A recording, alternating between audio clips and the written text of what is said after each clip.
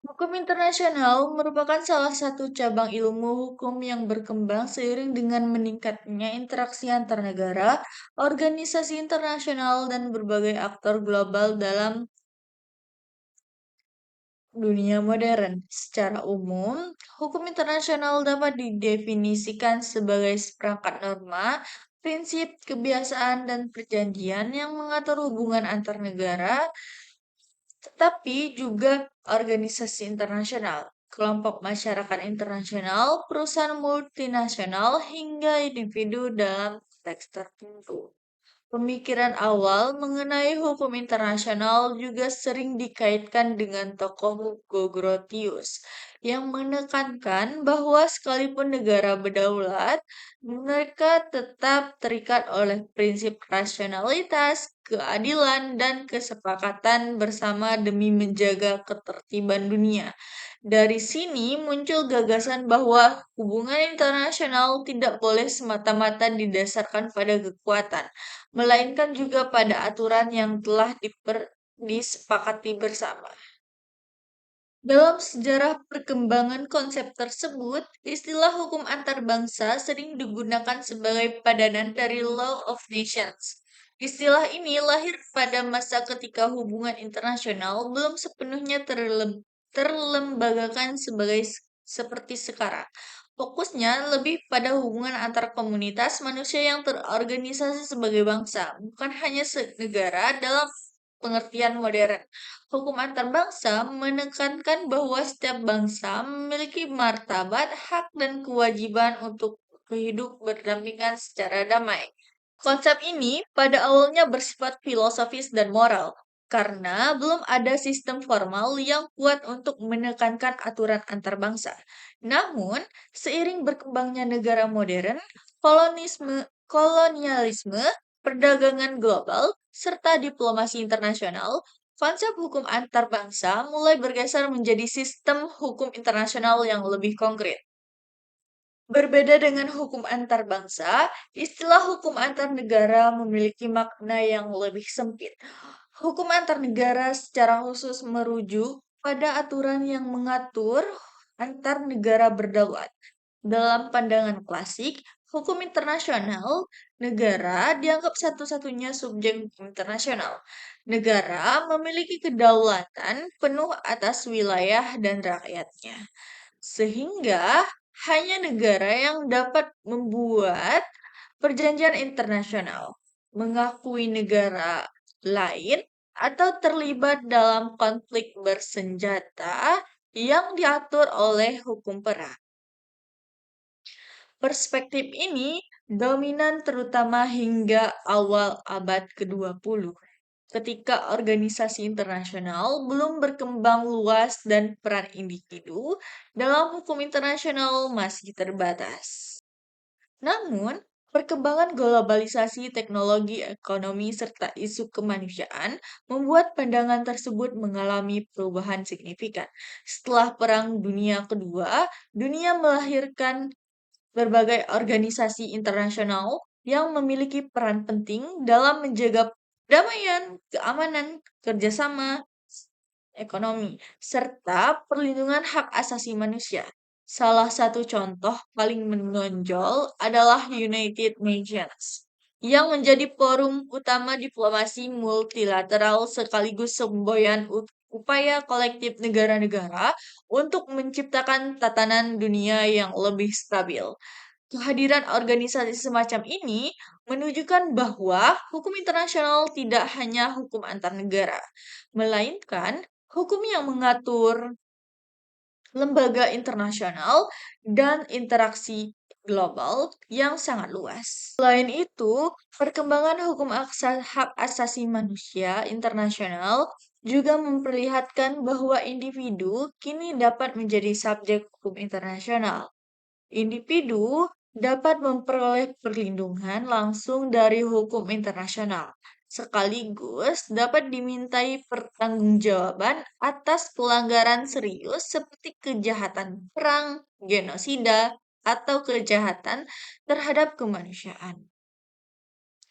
Dalam konteks ini, keberadaan lembaga seperti International Criminal Court menunjukkan bahwa hukum internasional memiliki mekanisme yudisial yang melampaui batas negara. Hal ini semakin mempertegas bahwa istilah hukum antar negara saja tidak cukup menggambarkan realitas hukum global modern. Jika dibandingkan secara konseptual, hukum internasional merupakan istilah yang paling relevan digunakan saat ini.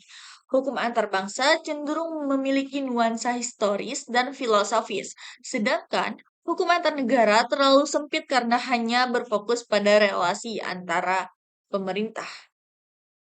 Hukum internasional mencakup keduanya, sekaligus melampaui keduanya. Karena itu, mengatur hubungan negara, organisasi internasional, individu, serta berbagai entitas global lain. Di era globalisasi, isu seperti perdagangan internasional, perubahan iklim, migrasi, keamanan cyber, kesehatan global, dan perlindungan lingkungan tidak dapat diatur hanya melalui hukum nasional. Semua isu tersebut memerlukan norma internasional yang disepakati bersama. Sumber hukum internasional sendiri beragam. Salah satu sumber utama adalah perjanjian internasional, yaitu kesepakatan formal antar negara atau aktor internasional lain yang menciptakan hak dan kewajiban hukum. Selain itu, terdapat kebiasaan internasional, yaitu praktik negara yang dilakukan secara konsisten dan dianggap sebagai kewajiban hukum. Ada pula prinsip hukum umum yang diakui bangsa-bangsa beradab, serta putusan pengadilan internasional dan doktrin para ahli hukum sebagai sumber tambahan. Kombinasi sumber-sumber ini membuat hukum internasional bersifat dinamis dan adaptif terhadap perubahan zaman. Dalam praktiknya, hukum internasional memiliki berbagai mekanisme penyelesaian sengketa. Salah satu forum penting adalah International Court of Justice, yang berfungsi menyelesaikan sengketa antar negara secara damai berdasarkan hukum internasional. Selain itu, terdapat arbitrase internasional, mediasi diplomatik, serta berbagai mekanisme regional yang bertujuan mencegah konflik bersenjata dan menjaga stabilitas global. Keberadaan mekanisme tersebut menunjukkan bahwa hukum internasional memiliki fungsi praktis, bukan sekedar konflik konsep akademis.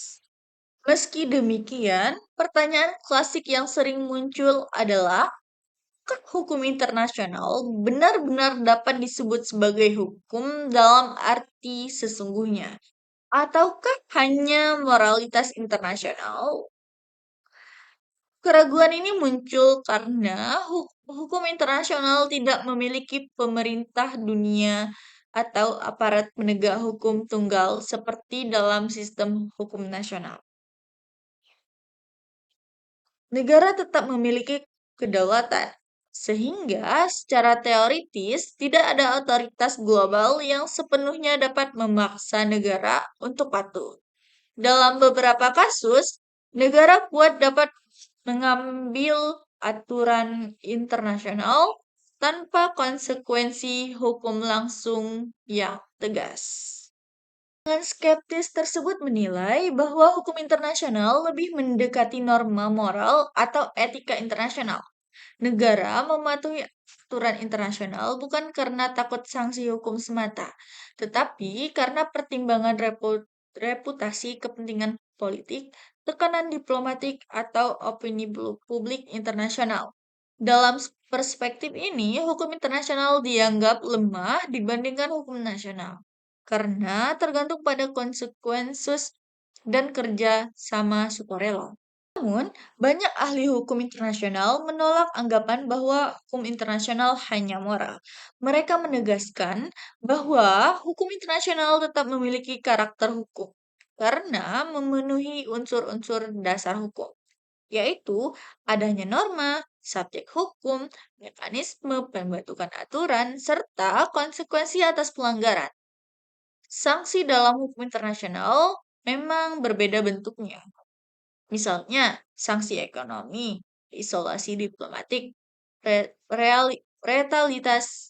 retaliasi perdagangan, atau tindakan kolektif melalui organisasi internasional.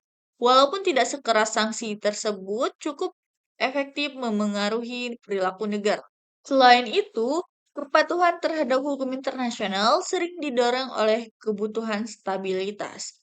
Negara menyadari bahwa pelanggaran hukum internasional dapat menimbulkan ketidakpastian, konflik, atau kerugian ekonomi. Oleh karena itu, kepatuhan bukan sekedar moralitas, tapi juga rasionalitas politik dan ekonomi.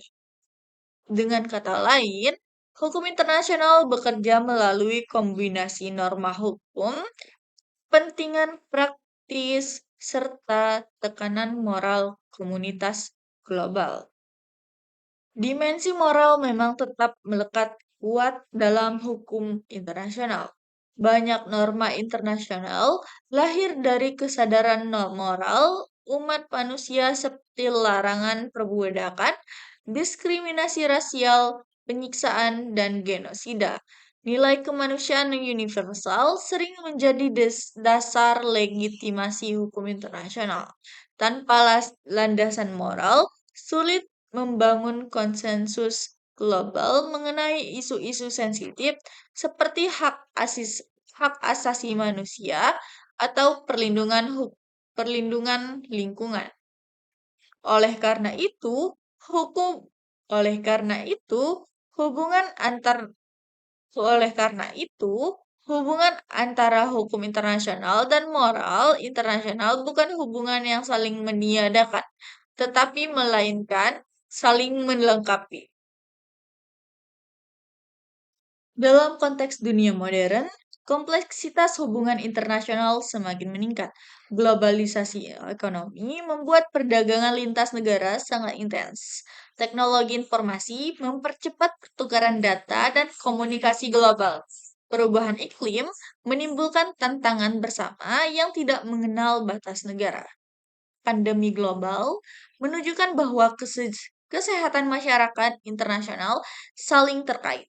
Semua perkembangan ini memperkuat relevansi hukum internasional sebagai kerangka regulasi global. Istilah hukum internasional juga lebih fleksibel dalam mengakomodasi perkembangan aktor global non-negara. Perusahaan multinasional, organisasi non-pemerintah, komunitas regional, dan individu kini memainkan peran signifikan dalam hubungan internasional. Mereka terlibat dalam perjanjian ekonomi, advokasi hak asasi manusia, perlindungan lingkungan, dan berbagai isu global lain. Hukum internasional menyediakan kerangka normatif untuk mengatur interaksi kompleks tersebut.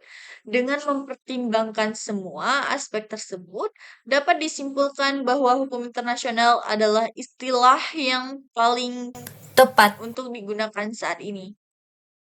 Karena mencerminkan realitas hubungan global yang luas dan multidimensional. Hukum antara bangsa lebih cocok dipahami sebagai konsep historis dan filosofis, sedangkan hukum antar negara hanya menggambarkan sebagian dari sistem hukum global modern. Hukum internasional mencangkup keseluruhan dinamika tersebut dan terus berkembang mengikuti kebutuhan dunia.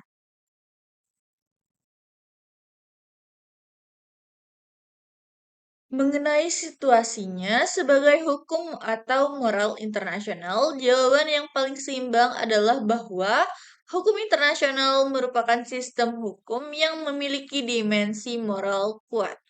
Ia bukan sekedar moral karena memiliki norma mengikat, mekanisme institusional, serta konsekuensi atas pelanggaran. Namun, ia juga sepenuhnya sebagai namun, ia juga tidak sepenuhnya sama dengan hukum nasional, karena sangat bergantung pada kerjasama, konsensus, dan legitimasi moral global. Justru, kombinasi antara hukum dan moral inilah yang membuat hukum internasional mampu berfungsi dalam masyarakat dunia yang plural, berdaulat, dan beragam kepentingan. Akhirnya, pemahaman tentang hukum internasional penting bukan hanya bagi akademisi hukum atau diplomat, tetapi juga bagi masyarakat luas. Di era global, hampir semua aspek kehidupan, ekonomi, teknologi, lingkungan, keamanan, hingga hak asasi manusia dipe- dipera- dipengaruhi oleh aturan internasional.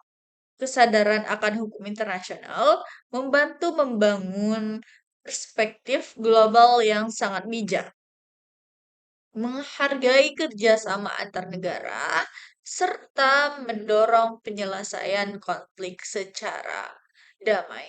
Dengan demikian, hukum internasional tidak hanya menjadi perangkat hukum formal, tetapi juga bagian dari upaya kolektif umat manusia untuk menciptakan dunia yang tertib, adil, dan berkelanjutan. Jadi, yang paling cocok digunakan saat ini adalah hukum internasional. Dan ya, hukum internasional disebut sebagai hukum.